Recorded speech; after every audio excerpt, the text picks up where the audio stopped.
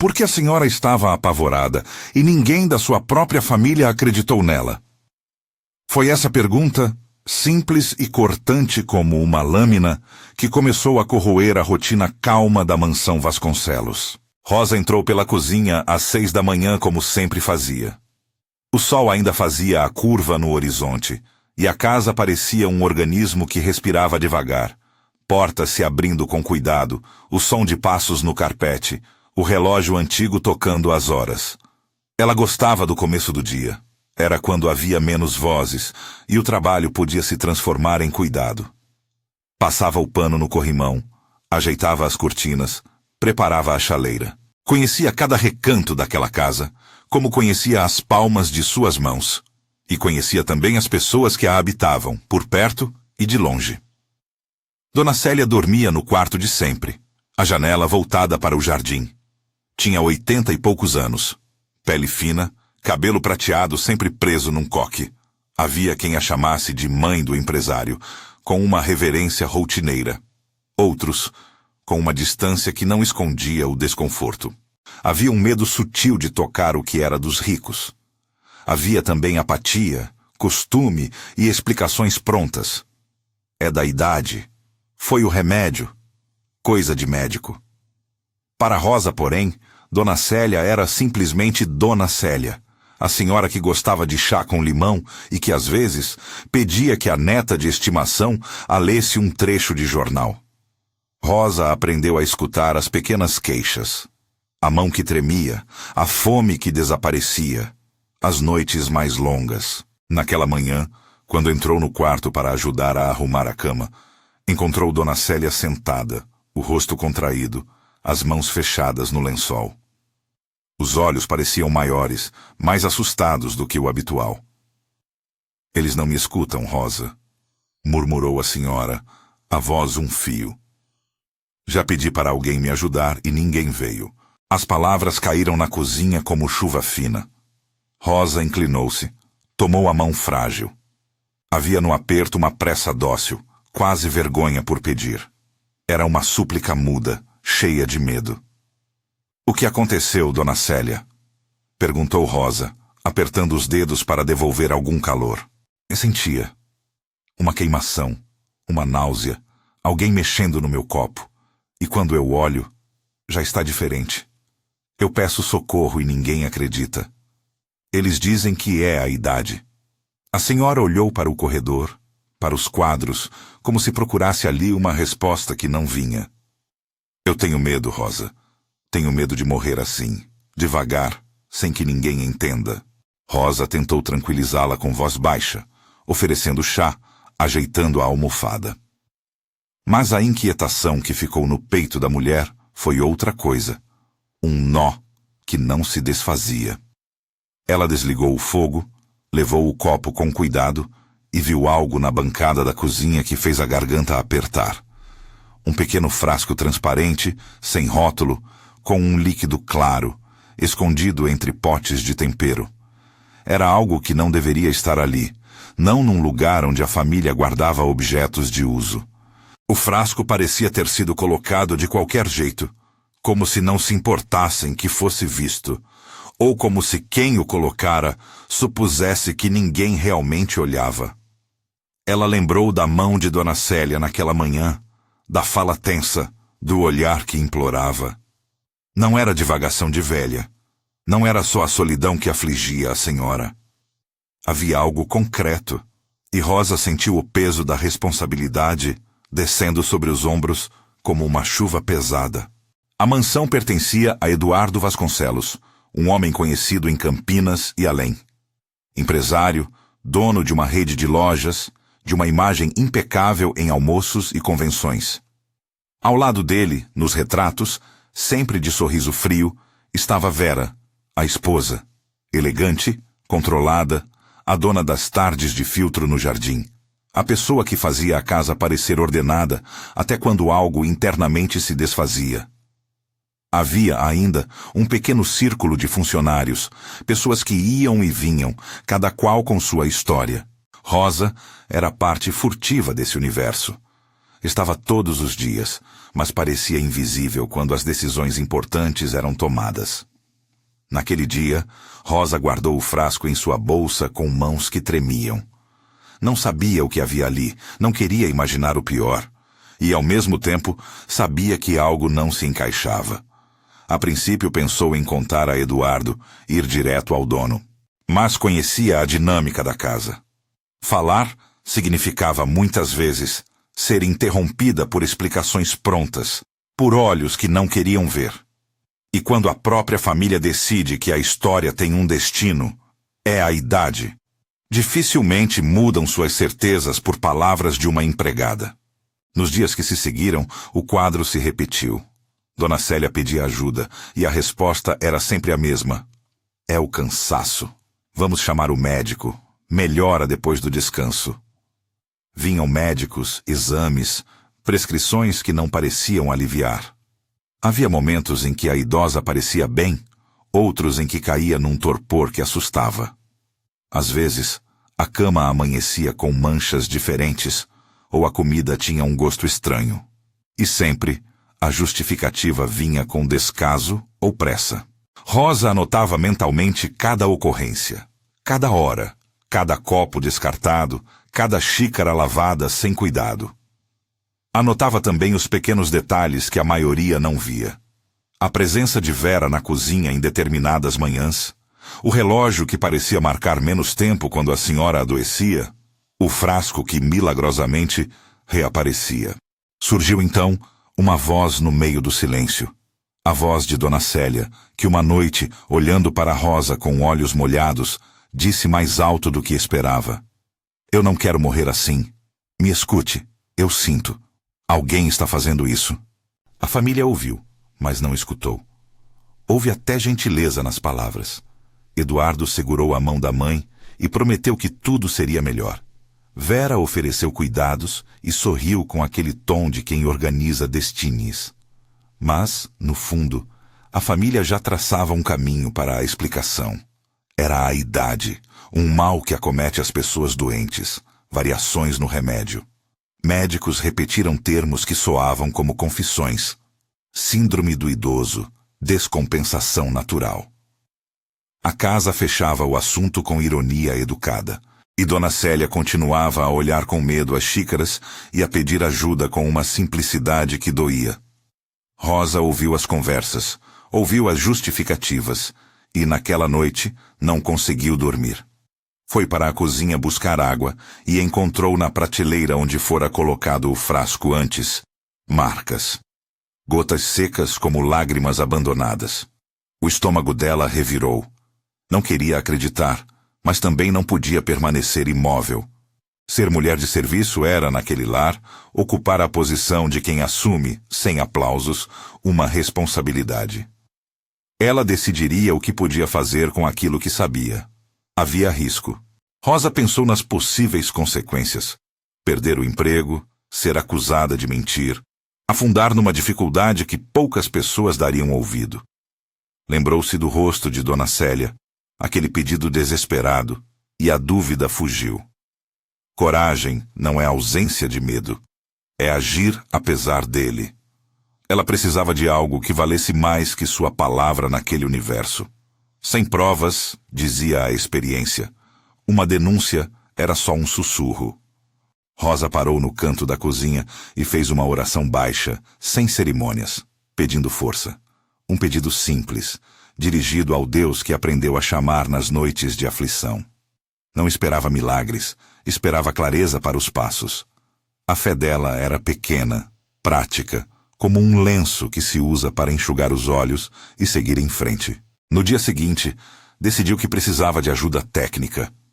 Havia um rapaz na família que, por vezes, ficava demais tempo no escritório, consertando aparelhos e lidando com câmeras de segurança. Marcos, sobrinho de Vera, um jovem com jeito de quem gostava de tecnologia e pouco da convivência humana. Rosa sabia que chamar a atenção de alguém do tipo tecnologia poderia ser sua chance. Não se tratava de uma jogada perfeita, mas era um plano. Documentar, registrar, ter algo indiscutível. Se havia alguém que entendia de gravação, era ele. Marcos estava no quintal, com a caixa de ferramentas aberta, mexendo em uma tomada que falhava. Tinha um jeans gasto, camiseta com uma marca de tinta e os olhos atentos. Rosa aproximou-se com cuidado, entregando o frasco dentro de um pano, como quem leva uma confissão. Marcos, preciso falar com você. É sério. A voz dela quase quebrou. Ele olhou curioso, aceitou o pacotinho e por um instante ficou sem palavras. O jovem nunca havia visto Rosa naquele estado. Ela contou com simplicidade, sem sensacionalismo, as quedas de Dona Célia, o gosto estranho da bebida, o frasco sem rótulo, o pedido desesperado da senhora. Não pediu sensacionalismo, pediu ajuda. Marcos franziu o senho. Se for o que você diz, é sério. Não dá para inventar coisa assim. Você tem certeza? Ah, tenho, respondeu Rosa. Mas sem prova, ninguém vai ouvir. E eu não vou deixar ela sozinha com medo. Eles combinaram cuidar da situação com discrição. Marcos sugeriu uma solução técnica e rápida. Uma pequena câmera, escondida, que poderia ser posicionada na cozinha, onde as xícaras eram preparadas. Não seria sofisticada. Bastava captar imagens nítidas no horário do chá da tarde. Ele desconfiava que, se Vera estivesse realmente fazendo algo, a câmera mostraria. Vai dar problema para você? Perguntou Marcos, preocupado com a segurança de Rosa. Quero tentar, disse ela, mas não sozinha. Os dois traçaram um plano modesto e perigoso. Instalar a câmera sem alarde, achar um lugar onde não fosse notada, gravar as manhãs em que Dona Célia tomava o chá. Marcos sabia operar os aparelhos e também a necessidade de sigilo. Prometeu não dizer nada a ninguém, apenas ajudar com a tecnologia. Ele tinha uma mistura de curiosidade e senso de justiça. Um jovem que ouviu histórias na escola sobre denúncias e sempre torcia para que o certo fosse feito. O primeiro teste foi na noite seguinte.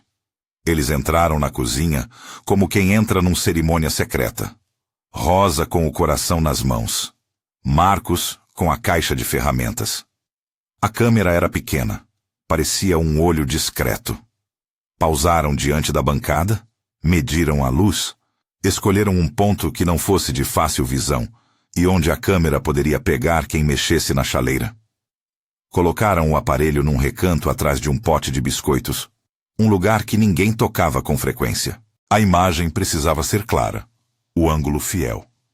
Se as mãos de alguém fossem flagrantemente captadas, não haveria como negar. Enquanto instalavam, Rosa lembrou do dia em que encontrara as gotas secas. Lembrou do frio que correra pela espinha ao imaginar que alguém poderia, de forma deliberada, pôr perigo na xícara de outra pessoa. Ao mesmo tempo, sentia uma espécie de alívio por ter finalmente um plano. Agir saciava uma parte do medo. Marcos desligou a luz, conferiu o cartão de memória e fez um sinal de positivo. Agora é esperar, disse ele, com voz baixa. A expectativa aumentou como o som de um relógio que, finalmente, passa das horas. Nas horas seguintes, Rosa observou a rotina com olhos diferentes. Cada jantar, cada limpeza de copo, cada movimento na cozinha ganhou significado.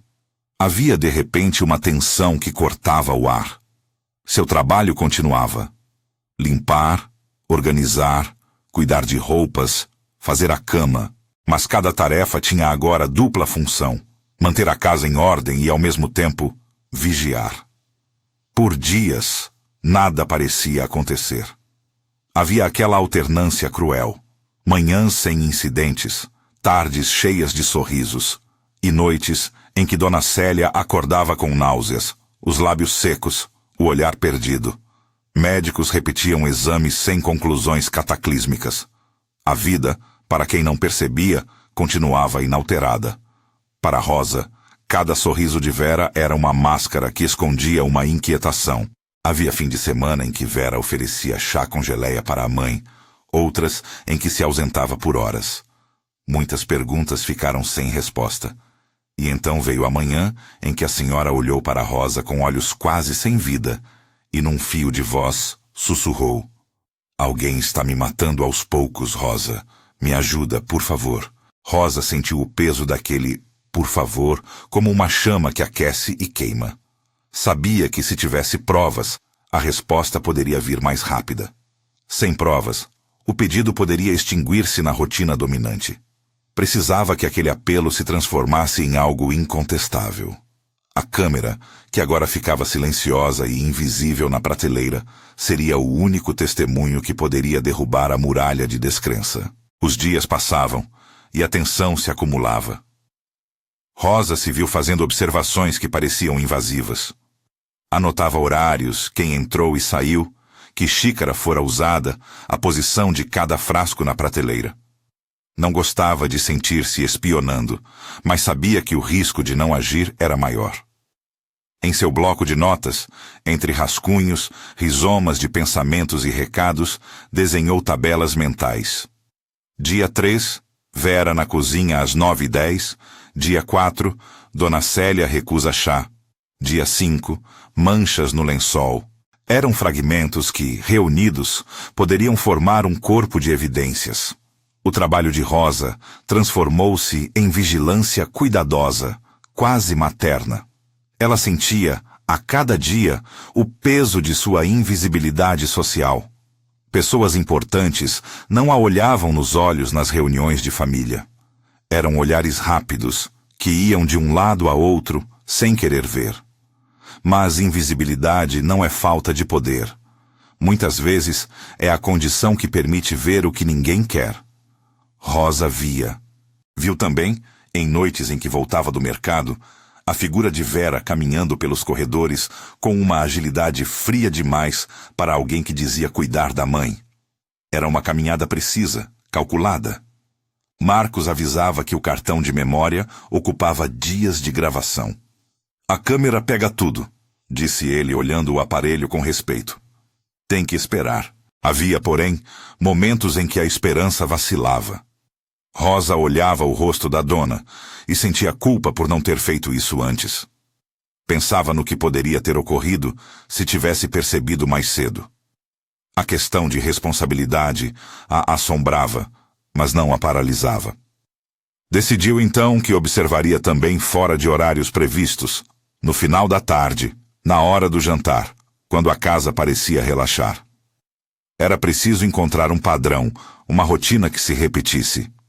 Uma tarde, enquanto lavava os pratos após o almoço, Rosa notou que Vera entrava na cozinha com uma xícara em mãos, a expressão serena, e ficava por um instante olhando para a mesa. Algo no gesto parecia performático. Ela colocou a xícara na pia, deixou cair um detalhe de sabonete e, distraída, passou a mão nas costas, fingindo nervosismo. Rosa não abordou. Apenas observou. Guardou o momento como se guardasse um fósforo que poderia acender uma chama maior. Os dias se transformaram numa espera angustiante. Às vezes, Rosa sentia um frio no estômago que vinha sem aviso. Temia que, se tudo acontecesse de forma mais rápida, ela não conseguisse reagir a tempo. Pensava nas possibilidades. Levar a gravação diretamente para a polícia? Mostrar a Eduardo primeiro? Chamar um médico de fora? As opções eram muitas e todas arriscadas. Precisava ponderar. Numa noite, sentada na cozinha após o turno, Rosa pegou o frasco que trouxera dias antes. Olhou-o como quem olha um objeto que contém uma história indecifrável. Lembrou-se da mão da senhora trêmula, do pedido de socorro. Encostou os dedos no frasco e murmurou: "Deus, me dá força para fazer o certo." O pedido foi breve e íntimo, uma prece que só ela ouviu. Não esperava milagre, apenas clareza. Não era o tipo de fé que substitui a ação, mas uma fé que firma o passo. Trouxe o frasco de volta ao lugar onde o havia escondido, cobriu com um pano e deixou. Naquela noite, foi para casa com o peso de um segredo e a leveza de ter um plano. O preço da coragem, pensou, Era aceitar o medo e seguir. As semanas seguintes foram um compasso de tensão. A câmera estava lá, gravando. Rosa passou a ajustar sua própria rotina para estar onde pudesse observar sem ser notada. Aprendeu a disfarçar preocupações com uma risada, a olhar o relógio sem que ninguém percebesse a ansiedade. Havia, por vezes, um sentimento de vergonha quando imaginava que, por ser empregada, sua palavra teria tão pouco valor. Mas também havia, e sobretudo, uma convicção profunda.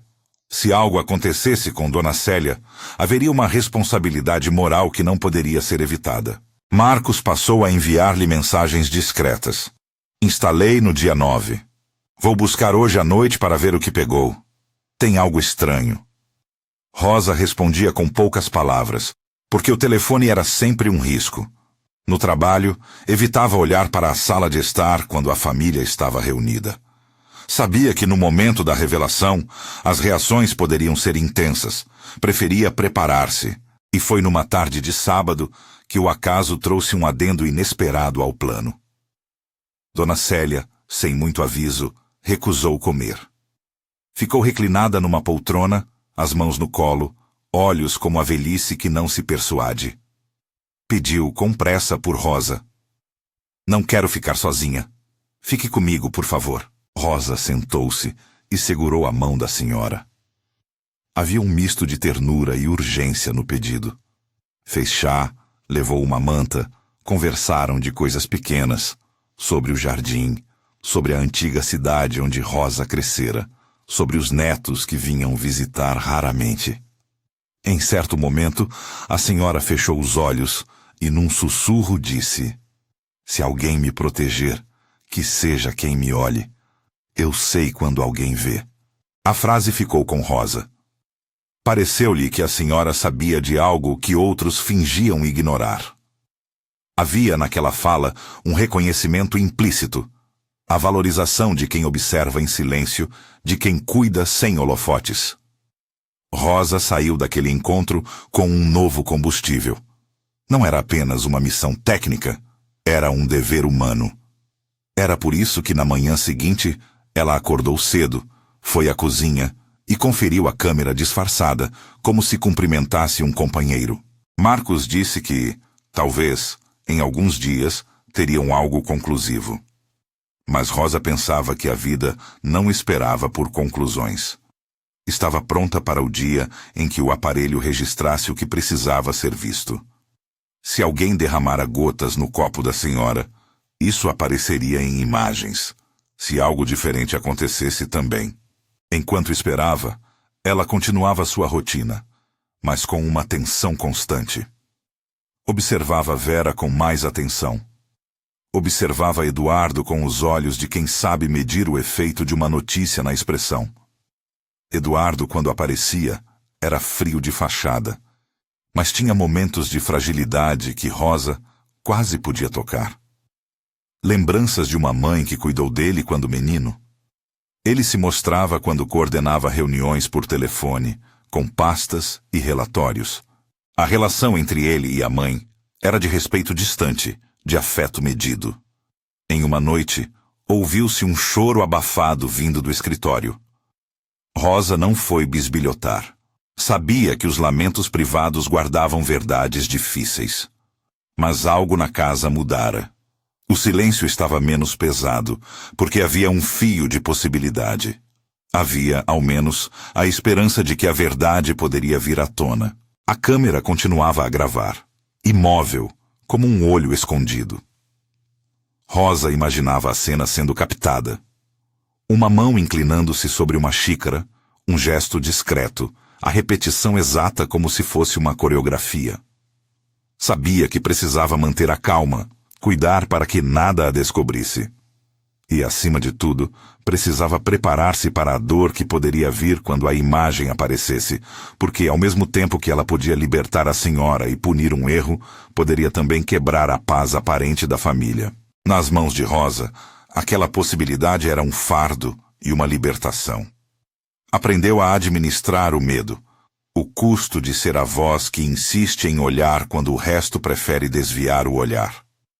A invisibilidade que a sociedade impunha sobre ela se transformava agora em força. Ninguém esperaria que a faxineira soubesse de segredos escondidos. Mas ela sabia. O tempo esticou-se.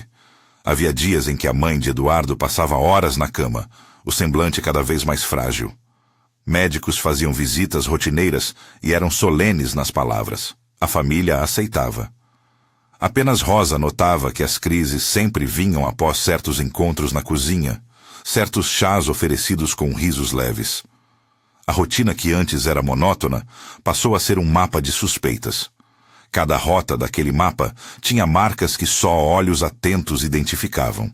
Certa tarde, quando o relógio marcava quase 4 da tarde, Vera trouxe um buquê de flores, colocou sobre a mesa, beijou a testa da sogra com um gesto calculado.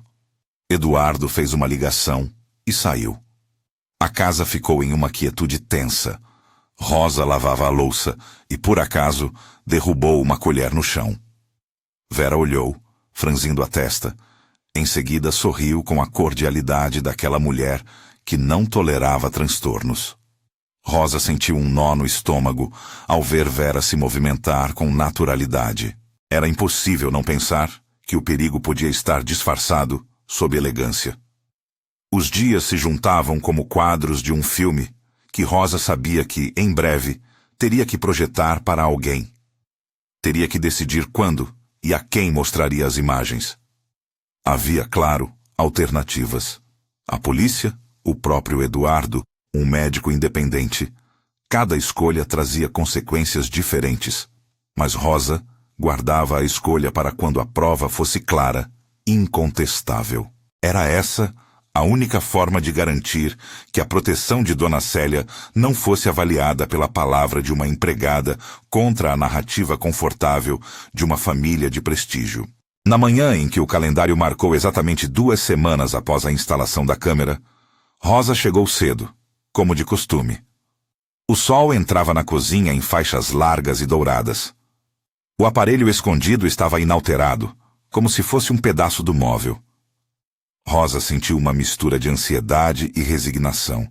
A qualquer momento poderia vir a imagem que mudaria tudo. A qualquer momento. Ela respirou fundo e seguiu com seus afazeres, mas com o coração batendo diferente. Seus passos faziam um som que parecia, na sua cabeça, mais alto do que o normal.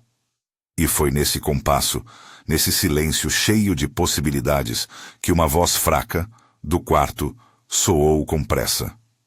Rosa, vem aqui, por favor. Preciso de você. Rosa largou a vassoura. Correu. A senhora estava no leito, olhos arregalados, as palavras saindo como quem tenta salvar a própria respiração. Eles não me escutam, repetiu. Eu pedi ajuda e ninguém veio. As palavras tocaram algo em Rosa como se um óleo quente tocasse a pele. A lembrança, a urgência, a necessidade de agir. Rosa apertou a mão daquela senhora que por tanto tempo viveu na penumbra dos olhares. Não era apenas uma patrão, era uma vida diante dela, e a vida implorava. Ela estava pronta agora para aquilo que viria. O fardo havia mudado de mãos. Rosa sentia que tudo o que tinha feito até então, cada observação, cada silêncio, cada oração curta, preparara o terreno. Havia medo, sim. Havia, sobretudo, a firmeza de quem havia decidido não voltar atrás. Marcos havia marcado de buscar os arquivos naquela noite. Prometera trazer tudo para que juntos pudessem analisar em um computador onde imagens seriam visíveis, nítidas. Rosa imaginava o momento em que veria as mãos com clareza, o ângulo da face, o gesto repetido. Sabia que, quando isso viesse, nada seria como antes. E assim, na cozinha onde a chaleira assobiava, na casa que respirava como se tudo estivesse bem, Rosa começou a preparar-se. Não para agir por impulso, mas para apresentar a verdade de forma que não pudesse ser ignorada. Ela arrumou os pratos com cuidado, pôs-se no lugar certo, olhou para a prateleira onde a câmera se escondia e, por alguns segundos, fechou os olhos. Pediu a si mesma calma. Pediu, em segredo, coragem. Depois, lavou as mãos e voltou ao seu trabalho, aguardando o fim do dia, aguardando o que as imagens, enfim, revelariam. Marcos havia marcado de buscar os arquivos naquela noite. Quando o relógio do corredor bateu às 8, Rosa deixou a chaleira esfriar e caminhou até a sala, onde a luz era mais fraca. O computador de Marcos estava sobre a mesa do escritório, ao lado de revistas e uma caneca com meia lua de café. Ele entrou com o saco pequeno que guardava o cartão de memória, com os olhos iluminados por uma mistura de apreensão e excitação. Conseguiu? Rosa perguntou, como se a pergunta pudesse fazer o tempo correr mais devagar. Marcos assentiu. Colocou o cartão no adaptador, conectou ao computador e abriu uma pasta cujo nome não dizia nada de especial. Havia horas de gravação, imagens que pareciam, a princípio, uma rotina doméstica. Portas que se fechavam, a chaleira, as mãos que limpavam. Rosa sentiu o coração apertar, enquanto Marcos procurava o arquivo com cuidado quase escasso, como quem não queria atropelar nada do que pudesse vir. Aqui, disse ele, e o verbo veio com a precisão de quem havia passado a tarde assistindo trechos sem conseguir dormir. Dia 14, 15h43. O monitor projetou a cozinha como um quadro. A imagem era calma. A bancada, os potes, a janela com luz, a xícara à espera. Sobre o vídeo pairava um silêncio que, para Rosa, era mais alto que qualquer ruído. As mãos apareciam primeiro. As mãos de sempre. As mãos que lavavam com cuidado, que secavam pratos, que ajeitavam guardanapos. Depois veio a figura de Vera, elegante, o cabelo preso, o vestido claro que ela usava nos finais de tarde de jardim. Vera entrou, manteve-se por um segundo observando como quem revisa um cenário. Rosa sentiu o corpo gelar. Não era só medo. Era a sensação de que um colar apertava o pescoço. Ela não respirou por um instante. No vídeo, Vera pegou uma pequena garrafa que estava no fundo de um armário. Não havia rótulos visíveis. A gravação não mostrava o conteúdo em detalhes, apenas o gesto. Ela inclinou a garrafa em direção à xícara. Um pingo deslizou. Outro. A repetição foi suficiente. O plano da câmera captou o movimento das gotas, a naturalidade do gesto. Vera, em seguida, mexeu com a colher e saiu, como se nada tivesse acontecido. Está vendo? Sussurrou Marcos, sem conseguir esconder o tremor. Rosa viu. Viu e sentiu algo se quebrar por dentro. As gotas, as mãos de Vera, o abandono frio de quem volta à sala sem olhar para trás. Não havia necessidade de legenda. À frente daquele arquivo, não cabiam interpretações confortáveis. Havia a prova que transformava suspeita em fato. A sala ficou pequena. Rosa estava em pé, segurando a cadeira com as mãos, como se aquele apoio fosse suficiente para não desabar. Não houve grito, não houve explosão. Só uma lucidez dolorosa que a fez entender que o próximo passo exigia cuidado e coragem. Temos que mostrar para alguém que possa agir, disse Marcos baixinho. Rosa pensou imediatamente em Eduardo.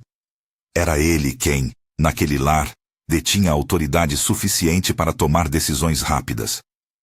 Mas a lembrança das desculpas ouvidos até então vinha como uma parede. Mostrar diretamente ao filho poderia fazer com que a gravação fosse recusada, que sua palavra fosse novamente desprezada. Ainda assim, ela sabia que antes da polícia, precisava que o responsável da casa visse a verdade de frente. Tiveram conversas rápidas sobre a melhor forma. Levar a polícia direto poderia soar como invasão. E sem um pedido formal de um familiar, a investigação poderia demorar mais. Mostrar a Eduardo poderia acelerar uma reação. A escolha foi feita com velocidade. Iriam primeiro ao escritório de Eduardo, em silêncio, e ele veria o vídeo. Se houvesse hesitação, iriam juntos à delegacia. Quando bateram à porta do escritório, encontraram Eduardo ao telefone, sentado atrás da mesa grande, os dedos tapando a boca enquanto ouvia uma sugestão de um sócio.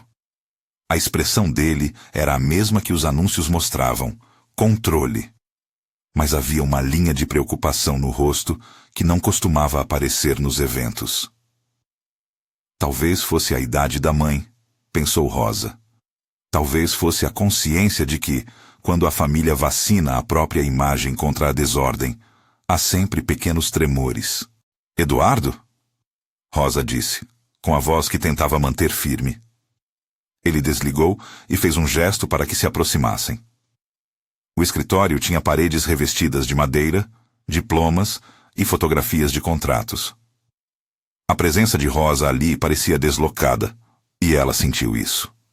Marcos colocou o notebook sobre a mesa e, sem muitas palavras, abriu o arquivo. Eduardo franziu a testa, como quem tenta ajustar a percepção aos pixels. Depois de alguns segundos, o silêncio que veio foi denso. No vídeo, a rotina mostrada tornava-se acusatória. Eduardo viu o gesto, a garrafa, as gotas. Seus olhos mudaram lentamente. Primeiro descrença, depois horror. Era possível perceber a passagem de um homem que acreditava nas paredes cristalinas da sua casa para alguém que descobria rachaduras. Isso? Como é possível? Ele murmurou. Vera entrou no escritório naquele momento, com um sorriso ensaiado. Não estranhou a presença do notebook. Perguntou, com educação fria, se havia algo errado. Eduardo respondeu sem olhar para ela. Você estava na cozinha às 3h43. O que é isso, Vera? Houve uma pausa tensa. Vera recuou alguns passos. A fala dela tentou ter normalidade. Minha mãe está frágil, Eduardo. Estou cuidando. O que você mostra aí são imagens sem contexto, mas o contexto havia sido dado pela própria imagem. Eduardo ergueu a cabeça e encarou a mulher que, até então, habitara os retratos. Ela parecia, naquele instante, pequena diante da verdade materializada em pixels. Mostre, disse ele, com a voz comprimida. Rosa não falou. Ela esperou que a sala respirasse aquela resposta. Vera, então, sentou-se, a máscara vacilante.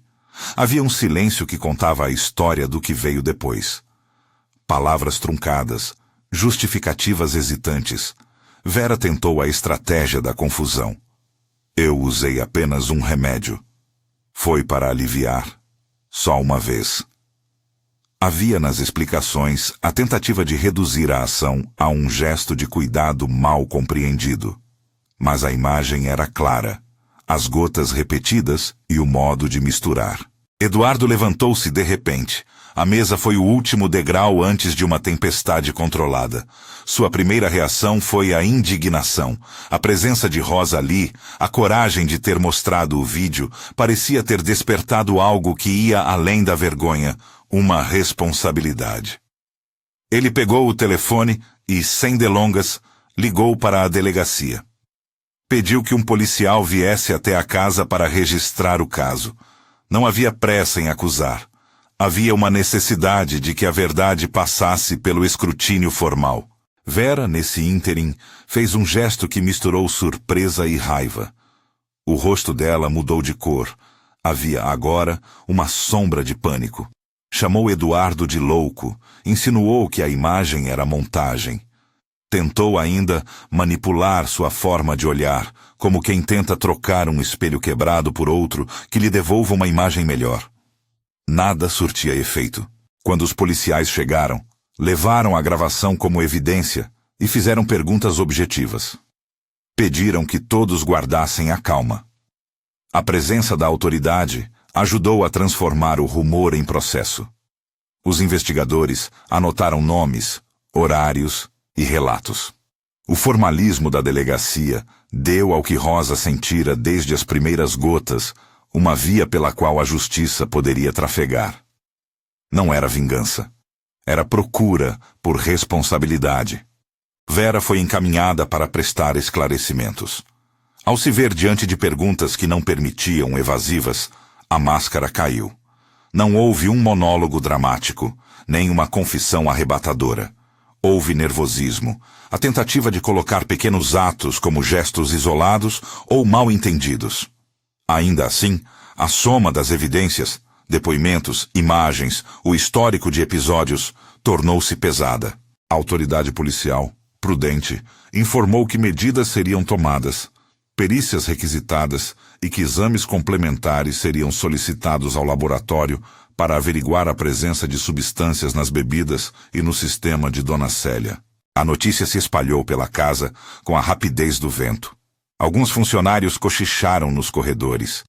Havia olhares que antes passavam por Rosa como se ela fosse parte do cenário e agora a encaravam. De maneira tímida, vieram gestos de reconhecimento que valiam mais que palavras. Eduardo chamou Rosa, segurou suas mãos por um instante e, sem grandes discursos, agradeceu. Havia culpa nas suas mãos. A consciência de que ouvir a empregada poderia ter sido prioridade antes. E havia também um desejo de reparar. Enquanto esperavam os resultados dos laudos, a vida na mansão mudou de ritmo. Médicos foram chamados com mais atenção. A equipe de enfermagem passou a acompanhar Dona Célia de perto, revisando medicações, observando sinais, introduzindo cuidados que iam além de explicações médicas superficiais. Era preciso recuperar não apenas a saúde física, mas a confiança que havia sido quebrada. A recuperação seria lenta, disseram os profissionais. Haveria dias de cansaço, de medo, de lembranças. Mas havia agora um plano que tentava nessa direção. O nome de Rosa, que sempre aparecera apenas em bilhetes simples, começou a circular com nova entonação. Não era mais apenas a faxineira. Era Rosa que trouxe o vídeo. Era Rosa que não deixou a senhora sozinha. Para ela, a exposição não era busca por aplausos. Era antes o reconhecimento da sua dignidade. Mesmo assim, o preço emocional permaneceu. Houve momentos em que pensou nas retaliações que poderia sofrer. Houve noites em que acordava com o rosto de Vera nos olhos, com medo do que poderia vir. Mas havia também o consolo. A família agora sabia. Eduardo, nos dias seguintes, parecia abalo. Em público mantinha compostura. Em privado, quebrou-se em confissões. Ele pediu desculpas várias vezes, não só por palavras vazias, mas por ter acreditado que o ser dos seus era sempre benigno. Veio a pergunta que o atormentava: por que não ouvira? As respostas não vieram fáceis. Ele começou a participar mais das reuniões com médicos, a estar presente quando a mãe precisava, a perguntar, a tocar. O processo de se tornar humano diante da falha foi tortuoso, mas havia movimento. Vera foi presa preventivamente depois que, em recorrentes checagens e diante do acúmulo de indícios, a polícia concluiu que havia risco de continuidade. Os procedimentos legais foram postos em marcha. A investigação registrou o boletim, recolheu material para exames e solicitou perícias que confirmaram a presença de substâncias estranhas em alguns líquidos consumidos por Dona Célia. Os termos técnicos foram evitados nas conversas do dia a dia. O que importava era a clareza do resultado. Alguém tentara prejudicar a senhora repetidamente. A prisão não trouxe alegria aos corredores da casa. Havia um silêncio pesado, quase de luto, porque a realidade se mostrava mais dura do que qualquer aparência.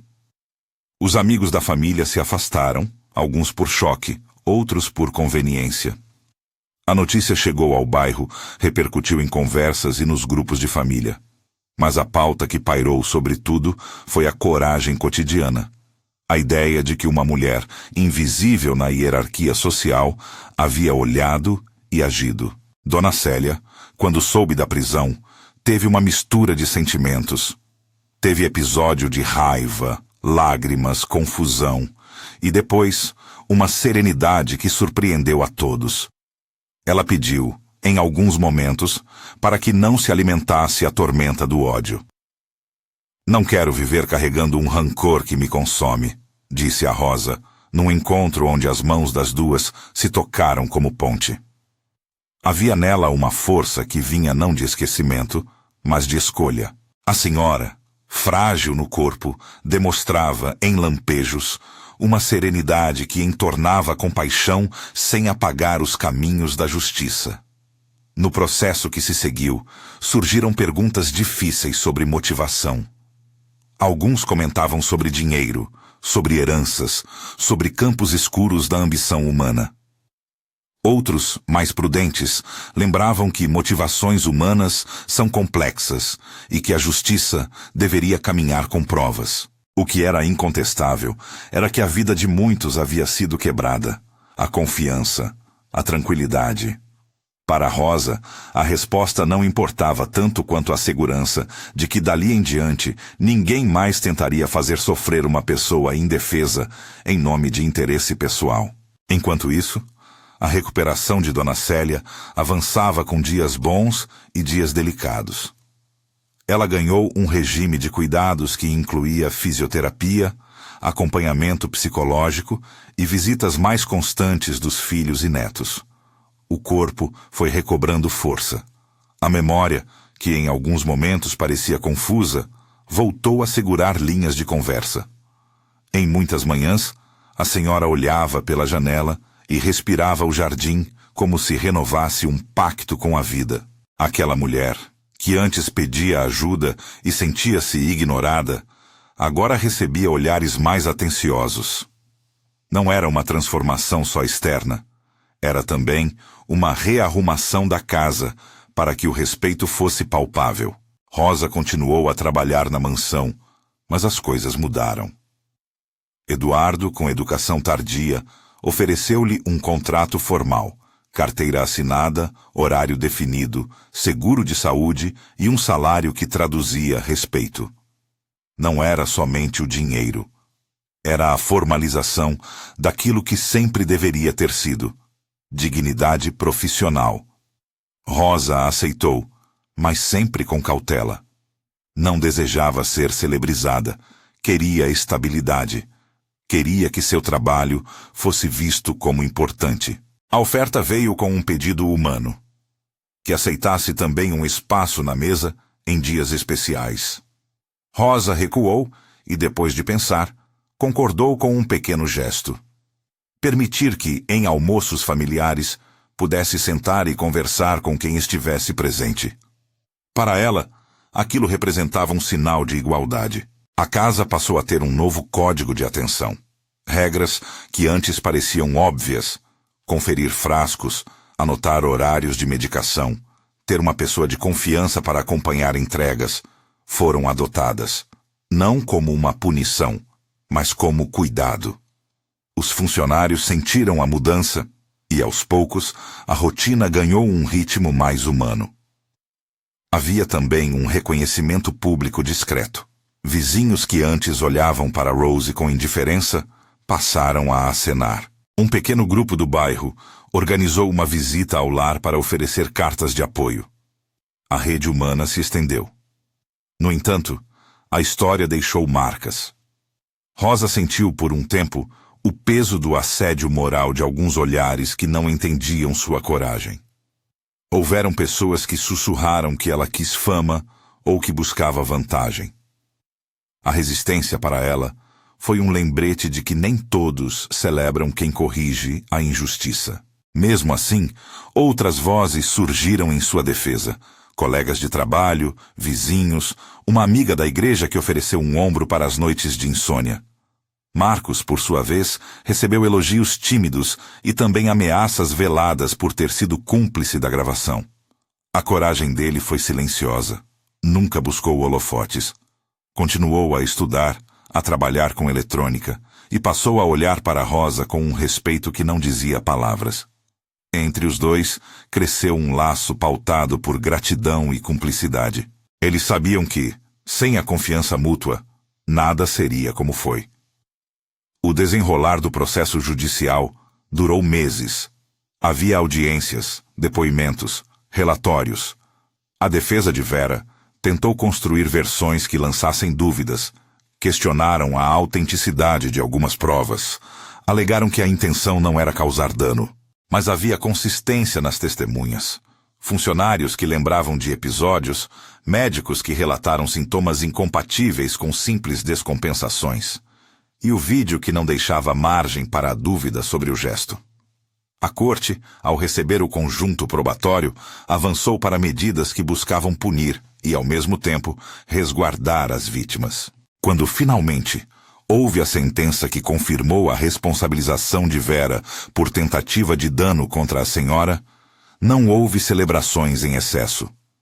Havia um sentimento misto: alívio pela justiça aplicada, pena por uma vida que se compôs de escolhas ruins e a certeza de que a proteção estava lançada.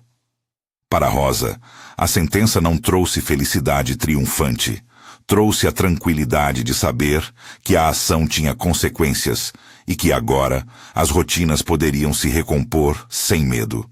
Com o tempo, a cidade soube da história. Não como um escândalo a ser explorado, mas como um testemunho do valor da atenção. Manchetes discretas mencionaram faxineira que salvou idosa e vídeo comprova tentativa de envenenamento. Havia nas linhas dos jornais opiniões sobre a necessidade de cuidar melhor dos idosos e de não ignorar a voz de quem trabalha nas casas alheias.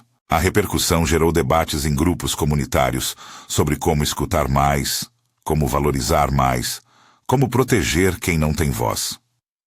Rosa, no entanto, não buscou destaque. Continuou a cumprir suas tarefas com a mesma atenção e carinho.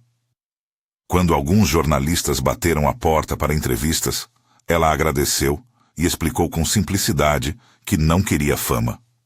Queria apenas que o que aconteceu servisse para que outras pessoas ficassem alertas.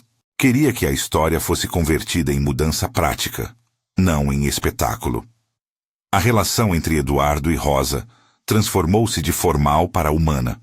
Ele passou a consultá-la em decisões que envolviam o cuidado da mãe. Perguntou, enfim, o que ela achava de pequenas mudanças na casa. Em uma tarde, Eduardo chamou Rosa e com voz embargada disse: "Eu errei com a senhora.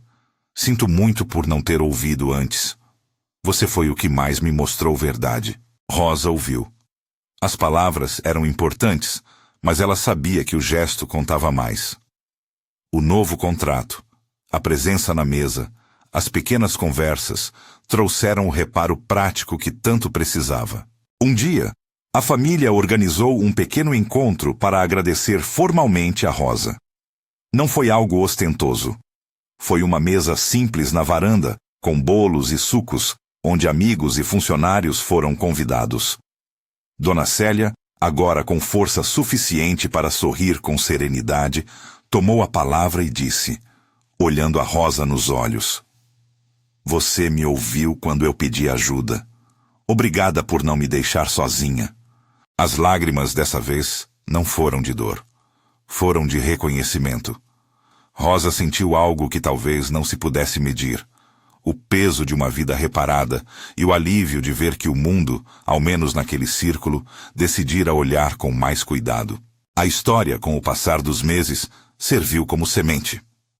A comunidade local começou a promover roda de conversa sobre cuidado de idosos, cursos para profissionais domésticos sobre direitos e deveres e grupos de apoio para familiares que conviviam com fragilidade. Pequenas ações que só existem porque alguém percebeu o erro e agiu. Em conversas com vizinhos, muitos começaram a pensar em contratar com mais justiça, em formalizar contratos, em ouvir mais. Rosa continuou a frequentar a igreja de bairro. Ali, encontrou um espaço para colocar a experiência em palavras, não como pregação, mas como testemunho. Em uma reunião, disse com simplicidade: "Não fiz nada de extraordinário. Só fui feita para ver. Acontece que ver às vezes já é muito. Quando eu vejo, não fico calada." Suas palavras ecoaram, e a comunidade que a ouvia entendeu que coragem é muitas vezes uma ação discreta. Havia ao redor dela um reconhecimento que não precisava de holofote. Para Rosa, a paz vinha de algo mais íntimo: a consciência de que não falhou com a senhora que confiara nela. A vida, entretanto, não voltou a ser exatamente como antes. Havia lembranças, e em certas manhãs, Rosa ainda sentia o arrepio de quando enxergou as gotas pela primeira vez. Mas havia também uma força tranquila que vinha do saber que suas escolhas tinham valido. Cada vez que passava pela cozinha e olhava a prateleira onde a câmera ficara, sentia uma mistura de tristeza pelo que aconteceu e de gratidão pelo curso que as coisas tomaram.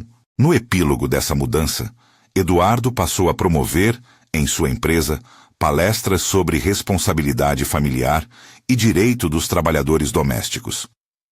Não era só uma atitude de marketing. Era um passo real para transformar o constrangimento em aprendizado. Havia ali um reconhecimento de que, muitas vezes, as portas que se fecham nas casas são as mesmas que separam dignidade de indiferença. A história de Rosa tornou-se, assim, um lembrete para aqueles que ocupam posições de poder. A escuta atenta é, por vezes, a maior arma contra a injustiça. Meses depois, numa manhã de primavera, Rosa caminhou pelo jardim com Dona Célia. As duas sentaram-se num banco e olharam o gramado onde flores cresciam sem pressa. A senhora segurou a mão de Rosa e, num gesto simples, sussurrou: "Você me salvou, e salvou algo maior do que eu." Rosa sorriu com modéstia. Não buscava crédito. Havia em seu coração a leveza de quem aceitou o risco e viu frutos. A vida continuou, com seus cuidados e surpresas. Havia ainda, claro, dias de preocupação, de contas a pagar, de cansaço físico.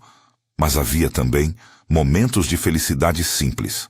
Uma conversa com vizinhos, o respeito dos colegas de trabalho, o sorriso dos netos que vinham visitar. No fim das contas, a história não virou apenas um caso isolado. Tornou-se, nas rodas da cidade, um exemplo tênue de que a tensão pode ser salvação. A fábula tem algo de moral prático. O mundo muda quando aqueles que estão em posição de menor visibilidade decidem agir com coragem. Rosa continuou a viver sua rotina, agora com um contrato e com respeito. Recebeu presentes que guardou com carinho. Livros, um pijama de flanela, um cobertor para as noites frias. Mas o presente maior foi a certeza de que, quando alguém pede ajuda e ninguém ouve, há ainda a possibilidade de que quem cuida responda. E que, muitas vezes, o cuidado surge das mãos que limpam e dos olhos que observam. Antes de encerrar essa história, é justo lembrar que coragem tem custo. Rosa pagou noites de insônia, medo e isolamento. Mas também ganhou dignidade e uma comunidade que aprendeu a valorizar o que antes ignorava. Educar-se para ouvir é, muitas vezes, abrir mão do conforto de explicações fáceis e, em troca, receber a responsabilidade de agir. Se esta história tocou você de algum modo, inscreva-se no canal e conte nos comentários de qual cidade você está assistindo. Histórias como esta precisam circular para lembrar a todos que escutar pode salvar vidas. Nos dias seguintes ao desfecho, a vida da mansão foi se acalmando. Dona Célia recuperou-se até o ponto de voltar a cuidar de pequenos hábitos que a faziam feliz. Regar as orquídeas, ler trechos de jornal e, algumas tardes, ouvir uma música antiga. Eduardo, transformado por culpa e cuidado, tomou decisões práticas para proteger a mãe e regularizar a forma como a casa tratava os empregados. Ele aprendeu, às vezes com relutância inicial, que privilégio sem atenção cria abismos. Vera, encarando as consequências de seus atos, teve que responder não só perante a lei, mas diante de si mesma. Houve nela momentos de silêncio e de confronto interno. Não se trata de narrar uma redenção espetacular. Trata-se de afirmar que escolhas trazem consequências. A justiça fez o seu curso, e isso foi suficiente para que a mansão rompesse com um capítulo de dor. A notoriedade que alcançou o bairro gerou debates sinceros sobre como tratar quem cuida de lares, sobre protocolos para idosos e sobre a importância de não silenciar relatos. Grupos de voluntários se organizaram para visitar pessoas idosas sozinhas, levar mantimentos e ouvir histórias que, por vezes, ninguém mais queria escutar. A ação nasceu pequena, depois cresceu e trouxe um novo sentido ao verbo cuidar. Rosa passou a participar desses encontros. Não buscava protagonismo, mas entendia que o que vivenciara podia ajudar outros a vigiar, a não se calar. Em uma dessas reuniões, disse algo que ficou gravado na memória de muitos presentes. Não é heroísmo o que eu fiz, é responsabilidade. A peleja é feita de atenção. A frase circulou como conselho prático. Quem cuida, cuida com olhos atentos. Os meses seguintes também trouxeram convites para conversas em escolas e associações. Rosa, tímida, aceitava falar em voz baixa sobre os sinais que notou. Repetições, mudanças repentinas de apetite, pedidos insistentes de ajuda. Ela enfatizava sempre que não se trata de acusar, mas de proteger. E que, antes de qualquer denúncia, é importante buscar prova, porque só a verdade sustentada em elementos concretos move a justiça. Com o tempo, a mansão voltou a ser apenas uma casa com seus altos e baixos. As fotos antigas permaneceram na parede, agora sem o verniz de invulnerabilidade. A família aprendeu a conviver com a sombra do erro e a colher, aos poucos, frutos de um novo cuidado. Eduardo nunca deixou de pagar as contas médicas da mãe e passou a ser mais presente. Não porque a dor o vencesse, mas porque a responsabilidade humana, uma vez encarada, transforma. Rosa seguiu sua vida com passos firmes. Às vezes, sonhava com o dia em que não teria de provar nada para ser ouvida. Esse sonho, ao menos na sua vizinhança, começou a encontrar espaço. Pessoas passaram a formalizar contratos com diaristas, a pagar horas, a escutar sugestões. Não foi um movimento universal, mas foi um começo. E o começo, disse certa vez uma vizinha emocionada, é o que devolve esperança. No fim, o que resta é a convicção prática. Quem ouve e age muda destinos. O apelo de Dona Célia, que começou como um pedido de socorro sem crédito, converteu-se em um fio que desatou nós. E a ação de uma pessoa, Rosa, desmontou uma trama de silêncio. Diante disso, resta-nos a lição de que prestar atenção, tomar partido pela vida e não se calar diante de sinais de perigo é, talvez, a maior forma de amor que podemos exercer. Se você conhece alguém que precisa ouvir essa história, compartilhe. Comente se já presenciou algo parecido e, se puder, inscreva-se para que mais relatos como este cheguem a quem precisa ouvir. A coragem existe nas pequenas decisões do cotidiano, e o silêncio delas pode custar caro. Portanto, olhe ao redor, pergunte, escute. Agir pode salvar.